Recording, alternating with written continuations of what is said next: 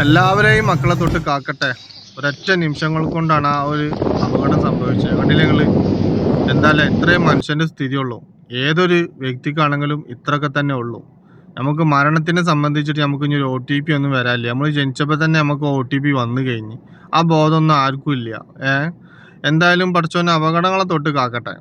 അപ്പം മക്കളൊക്കെ ഇപ്പം ഇനി തോട്ടിലേക്കും മറ്റേ പുഴയിലേക്കൊക്കെ കുളിക്കാൻ പോകുമ്പോഴൊക്കെ അവരോട് കാര്യങ്ങൾ പറഞ്ഞു കൊടുത്ത് മനസ്സിലാക്കുക. കൂട്ടം കൂടിയിട്ട് എല്ലാവരും പോകും. ഇപ്പോൾ വെള്ളം നിറഞ്ഞ് ഇപ്പോൾ മഴ എല്ലായിടത്തും പെയ്ത് എല്ലായിടത്തും വെള്ളമാണെന്നൊക്കെ കേട്ടു.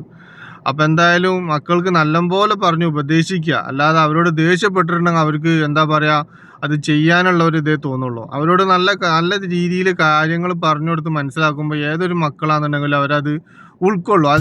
അതിൻ്റെ ഭവിഷ്യത്ത് എന്താണെന്നുള്ളത് അവരെ പറഞ്ഞ് മനസ്സിലാക്കി കൊടുക്കുക.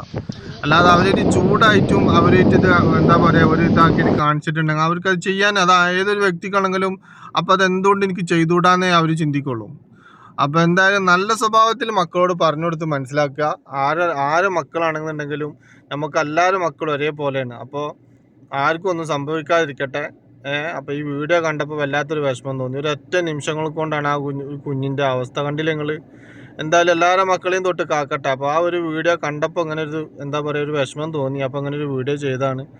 അപ്പോൾ എന്താ പറയുക, നിങ്ങൾ ഇതിൻ്റെ സത്യാവസ്ഥ നിങ്ങൾക്ക് മനസ്സിലായിട്ടുണ്ടാവും എന്ന് വിചാരിക്കുന്നു. അപ്പോൾ എന്തായാലും ഇൻഷാ അല്ലാഹ് എല്ലാവരുടെ മക്കളെയും തൊട്ട് കാക്കട്ടെ. നല്ലപോലെ മക്കളായിട്ട് പറഞ്ഞു കൊടുത്ത് മനസ്സിലാക്കുക. ഇനിയിപ്പോൾ സ്കൂളൊക്കെ തുറന്നു കഴിഞ്ഞാൽ ഇതിനെക്കാട്ടി അപ്പുറമാണ്. എന്തായാലും പഠിച്ചോൻ കാക്കട്ടെ. എന്തായാലും വെള്ളപ്പൊക്കമൊന്നും ഇല്ലാതിരിക്കട്ടെ, ഒരു ദുരന്തമൊന്നും ഇല്ലാതിരിക്കട്ടെ ഇൻഷാ അല്ലാഹ്.